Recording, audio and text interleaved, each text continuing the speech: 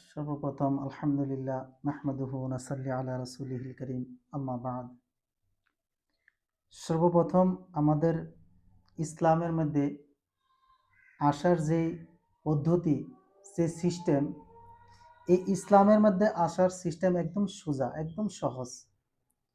বলতে গেলে যে একজন মানুষ যদি ইসলামের মধ্যে দাখিল হইতে চায়, তারপরে ইসলামের মধ্যে দাখিল হওয়ার পরে কি কি করণীয় করতে হয়, কি সিস্টেমের মধ্যে ইসলামের মধ্যে আসতে হয়, সেই বিষয় নিয়ে আজকে অল্প আলোচনা করব।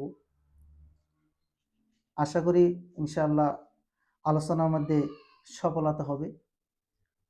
আর ওই টপিকটা হলো যে ইসলামের মধ্যে যদি সর্বপ্রথম কোনো ব্যক্তি আসার নিয়ত করে, তাহলে সর্বপ্রথমে আমাদের ইসলামের মধ্যে যে বিধান রয়েছে সেই বিধানটা হলো কালিমাকে শুদ্ধ হিসাবে পড়তে হবে। আর সেই কালিমাটা হলো লা ইলাহা ইল্লাল্লাহ মুহাম্মাদুর রাসূলুল্লাহ। এই কালিমাটা সর্বপ্রথম পড়ার পরে ইসলামের মধ্যে দাখিল হয়ে যাবে মানুষটা পুরোপুরি হিসাবে। যদিও মানুষটা কিচ্ছু জানে না ইসলামের বিষয়, এই কালেমা পড়ার সাথে সাথেই মানুষটা ইসলামের মধ্যে পুরোপুরি দাখিল হয়ে যাবে। এটা নবীজির হাদিস কিতাবের মধ্যে পাওয়া যায়। তারপরে ইসলামের মধ্যে আসার পরে যখন মানুষটা কালিমা পড়লো, কালিমা পড়ার পরে মানুষটার কিছু করণীয় হয়ে যাবে।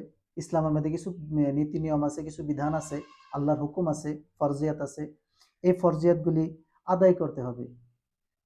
সর্বমোট ফরজিয়ত আমাদের সর্বপ্রথম যে ফরজিয়তটা, এই ফরজিয়তটা হলো যে আল্লাহর হুকুম বিধান হলো নামাজ।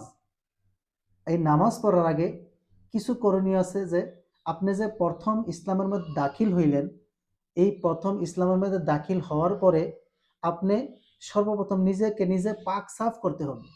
নিজেকে নিজে পাক সাফ করার পরে ওই আল্লাহর হুকুমগুলি সামনে আসিয়া দাঁড়াবে, যে আপনি এই নামাজগুলি আদায় করতে হবে।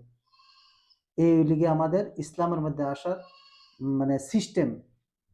এই সিস্টেমে যদি কোনো ব্যক্তি ইসলামের মধ্যে আসতে চায়, নিশ্চয়ই কোনো বিনা সন্দেহে ইসলামের মধ্যে আসতে পারবে, কোনো অসুবিধা নাই।